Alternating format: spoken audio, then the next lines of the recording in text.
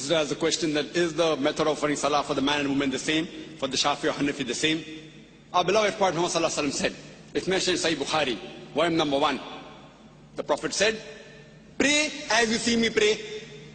The Prophet did not say that the women should pray separately or the men should pray separately. There's a hadith, again in Sahih Bukhari, volume number 1 in the book of Salah, that the Sahabiyas, they prayed the same way as the men prayed. There's no different type of praying for men and women. You should pray the same as the Prophet prayed, irrespective whether you're a man or a woman. I am aware that there are books available in the market, in India and throughout the world, of different schools of thought, that the style of praying for women is different because they are seen and the men is different. There is no such Sahih Hadith. For reply in Islam, always, your answer should be backed up with Quran and Sahih Hadith. Always, Quran and Sahih Hadith. So whenever you give reference, any scholar, let it be the biggest scholar in the world. If he gives the answer, there should be proof, quotation from the Quran and Hadith. Ask him for proof. Produce your proof in kuntum sadiqin. There is not a single Sahih Hadith. There is no verse in the Quran which says that the styles for offering salah is different for the men and women. I am aware that scholars of their own view, they said, okay, fine, because women should be protected, they should pray differently. These are their thinking. But the Prophet never said that. We should pray as the Prophet prayed. Regarding the style for offering salah, as the Hanafi style and the Shafi style, I am aware that it does differ. The Hanafis, they keep their hand below the navel. The Shafis keep their hand on the chest. They do takbir. They say Ameen loudly. Again, my first answer. On Sahih Bukhari, the Prophet said, in volume number 1 in the book of Salah, pray as you see me pray. And all the 4 Aimmas, Imam Shafi, Imam Ahmad ibn Hanbal, Imam Abu Hanifa, Imam Malik, all the great 4 Aimmas said that if you find any of my fatwa which goes against Allah and His Rasul, throw my fatwa on the wall. I am aware Abu Hanifa, may Allah be pleased with him. He was a great scholar, I respect him, I love him. People say that he said that when you offer salah, keep your hand below the navel. There's a hadith in Abu Dawud, if you read volume number 1, book of Salah, which says that the Prophet kept his hand below his navel when he offered salah, but this is a Zaif hadith. Immediately the next hadith says, which is a Sahih hadith, that the Prophet kept his hand above the navel. There are other Sahih hadith in Sahih ibn Khuzaimah, which says that the Prophet kept his hand on the chest. So when there are Sahih hadith saying the Prophet kept on the chest, the hadith below the navel is Zaif.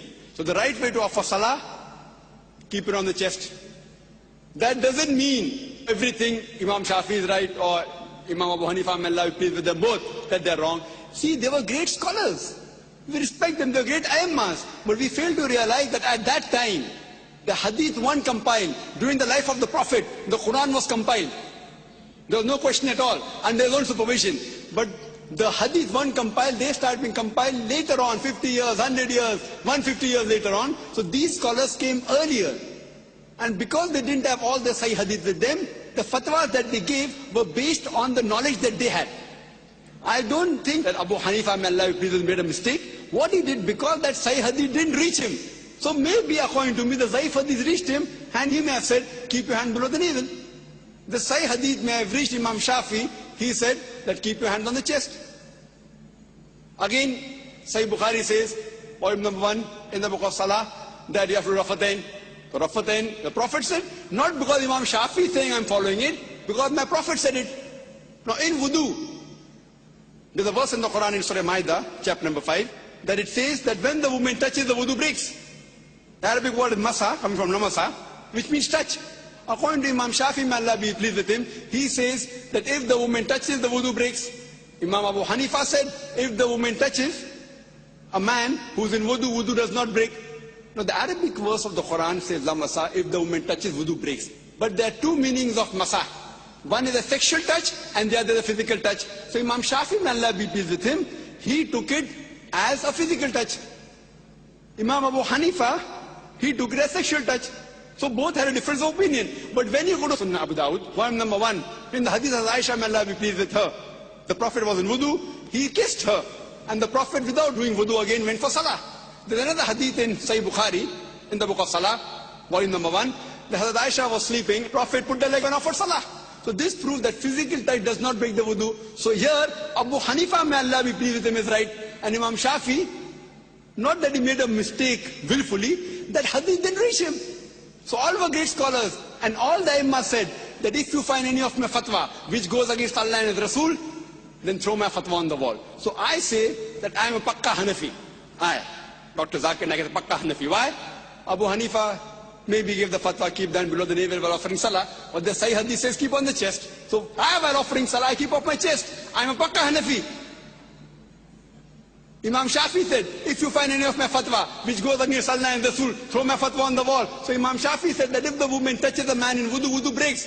But Sahih Hadith says wudu does not break. So my wudu does not break if a woman unintentionally touches me. So because I have thrown the fatwa of Imam Shafi on the wall, he said that I am a Pakka Shafi. I am a Pakka Hanafi, I am a Pakka Shafi, I am Pakka Hanbali, I am also Pakka Maliki. Pakka means staunch. I follow 100%, other people follow 80%, 90%.